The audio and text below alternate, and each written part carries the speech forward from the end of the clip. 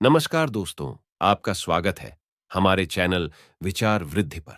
आज भाद्रप महीने के शुक्ल पक्ष की एकादशी के दिन हम आपको परिवर्तनी एकादशी या ढोल ग्यारस की पूजा विधि और व्रत कथा सुनाने जा रहे हैं। दोस्तों, इस एकादशी के दिन जो भी विधिधान से इस व्रत कथा को सुनेगा, उन्हें भगवान विष्णु और माँ लक्ष्मी की विशेष कृपा प्राप्त होती और भादो मास होने के कारण भगवान शिव और माता पार्वती भी प्रसन्न होते हैं। दोस्तों, इस व्रत को करने से और कथा को सुनने मात्र से व्यक्ति के सारे संकट कट जाते हैं और सभी तरह के सुखों की प्राप्ति होती है और साथ ही साथ भाग्य के द्वार भी खुल जाते हैं तथा घर में सुख समृद्धि का वास हो जाता है। तो श्री हरि विष्णु जी का नाम लेते हुए शुरू करते हैं कथ और पूजा विधि। दोस्तों, आगे बढ़ने से पहले अगर आप भी अपने जीवन में भगवान श्री हरि विष्णु की कृपा पाना चाहते हैं तो इस वीडियो को लाइक करें कि कमेंट में जय श्री हरि विष्णु जय माँ लक्ष्मी लिखना ना भूलें। दोस्तों, हिंदू धर्म में सभी एकादशी तिथि भगवान विष्णु को समर्पित हैं। उनमें से कुछ एकादशी तो विशेष मानी गई है, जैसे भाद्रपद महीने के शुक्ल पक्ष की एकादशी तिथि। इसे परिवर्तन एकादशी या ढोल ग्यारस भी कहते हैं। तो इस दिन भगवान विष्णु के वामन अवतार की पूजा करने से बहुत लाभ होता है। श्री हरि अपने भक्तों की सारी मनोकामनाएं पूरी कर देते हैं। इस साल परिवर्तनी एकादशी पर रवि योग और सर्वार्थ सिद्धि योग भी बन रहे हैं, जिससे इस तिथि का महत्व और भी बढ़ गया है। दोस्तों, पंचांग के अनुसार भाद्रपद मास के शुक्ल पक्ष की परिवर्तनी एकादशी तिथि 25 सितंबर की सुबह 4 बजे पर प्रारंभ होगी और 26 सितंबर की सुबह 5 बजे 12 मिनट पर समाप्त होगी। उदया तिथि के अनुसार परिवर्तनी एकादशी का व्रत 25 सितंबर को रखा जाएगा।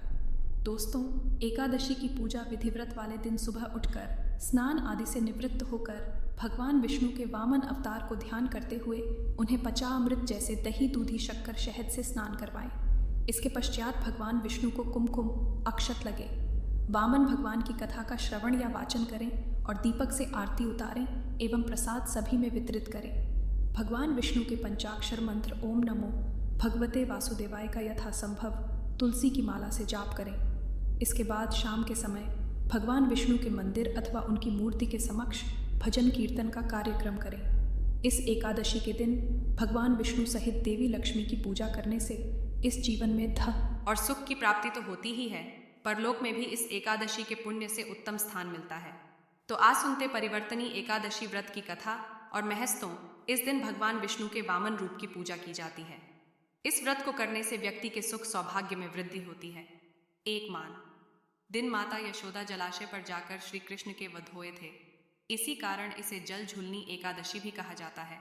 वामन श्री विष्णु की प्रति या शालिग्राम को पालकी में बिठाकर पूजा अर्चना के बाद ढोल नगाड़ों के साथ शोभाया यात्रा निकल जाती है, जिस देखने के लिए लोग उमड़ पड़ते हैं। धर्म ग्रंथ के अनुसार परिवर्तनी एकादशी पर व्रत करने से सभी पाप नष्ट होते हैं एवं वाजिब जो मनुष्य इस एकादशी को भगवान विष्णु के वामन वो तीनों लोक एवं त्रिदेवों की पूजा कर लेता है।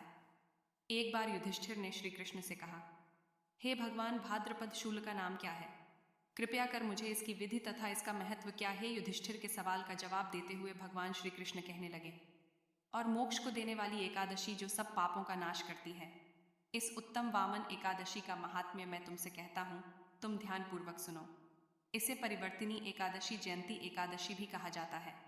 अगर मनुष्य इस एकादशी का यज्ञ करता है तो उसे वाप यज्ञ का फल प्राप्त होता है। पापियों का पाप नाश करने के लिए इस व्रत से बढ़कर और कोई उपाय नहीं है। जो मनुष्य इस दिन मेरी पूजा करता है उसे तीनों लोग पूज्य होते हैं। इस व्रत को करने से मोक्ष प्राप्त होता है। जो भाद्रपद शुक्ल एकादशी को व्रत और पूजन करता है उसका फल वही है जिसने ब्रह्मा विष्णु सहित तीनों लोक का पूजन किया।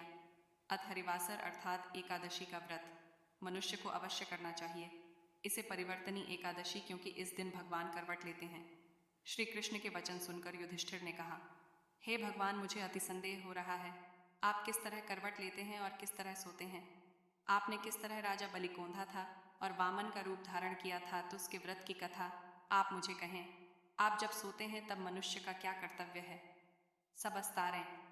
श्री कृष्ण ने कहा, ही राजन, एकादशी की व्रत कथा का श्रवण करें। त्रेता युग में बलि नाम का एक दैत्य था। वह मेरा परम भक्त था। उसने मुझे प्रसन्न करने के लिए कई तरह के वेद सूक्तों के साथ पूजन किया था। साथ ही वो लगातार ब्राह्मणों का पूजन करता था, लेकिन उसे इंद्रदेव से द्वेष था। यही कारण था कि उसने इंद्र, लोक तथा सभी देवताओं पर अपना आधिपत्य हासिल कर लिया था। बलि से सभी देवतागण बेहद दुखी थे। ऐसे में वो सभी एकत्र होकर भगवान के पास गए। बृहस्पति सहित इंद्रदिक देवता प्रभु के निकट गए और नतमस्तक हो गए। वो वेद मंत्रों से भगवान का पूजन करने लगे। अत मैंने वामन रूप धारण किया। ये मेरा 5वां अवतार था। फिर अत्यंत तेजस्वी रूप से मैंने राजा बाली को परास्त किया। ये सुनकर राजा युधिष्ठिर बोले, जनार्दन, इस अवतार में आपने दैत्य कैसे जीता? श्री कृष्ण ने कहा, मैंने बलि से 3 भूमि वचन दे दिया। अपने तो बढ़कर भूलोक में, पदलोक में स्वर्ग, लोक में कमर, महलोक में पेट, जनलोक में हृदय, यमलोक में कंठ की स्थापना कर सत्यलोक में मुख, उसके ऊपर मस्तक स्थापित किया। सूर्य, चंद्रमा आदि सब ग्रह और देवतागणों ने अलग वे सूखों से प्रार्थना की। तब मैंने राजा बलि का हाथ पकड़ा और कहा, राजन, से स्वर्गल पूर्ण हो गए। अब तीसरा पग कहाँ रखूं? इतने में ही राजा बलि ने अपना मस्तक मेरा सामने झुका दिया। ऐसे में मैंने अपना पैर उसके मस्तक पर स्थापित कर दिया। इससे पाको चल। उनकी विनम्रता देख मैंने उससे कहा कि मैं हमेशा तुम्हारे पास ही रहूंगा। फिर भाद्रपद शुक्ल एकादशी के दिन बलि के आश्रम पर मेरी मूर्ति की स्थापना की गई। ठीक इसी तरह दूसरी मूर्ति शमे शेषनाग के पष्ठ पर हुई। श्री कृष्ण ने कहा ही, राजन, भगवान सोते हुए करवट लेते हैं। ऐसे में इस दिन भगवान विष्णु का पूजन करना चाहिए, जो तीनों लोक के स्वामी हैं।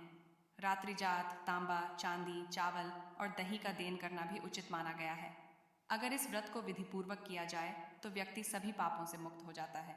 इस दौरान यह कथा पढ़ने से व्यक्ति को 1000 अश्वमेध यज्ञ का फल प्राप्त होता है। तो इस प्रकार व्रत कथा समाप्त होती है। सब बोलो विष्णु भगवान की जय, बोलो बृहस्पति देव की जय। दोस्तों, आपको हमारी वीडियो कैसी लगी हमें कमेंट में ज़रूर बताइएगा। साथ ही वीडियो को लाइक करके चैनल को ज़रूर सब्सक्राइब कर लें। जय हरि विष्णु, जय माँ लक्ष्मी।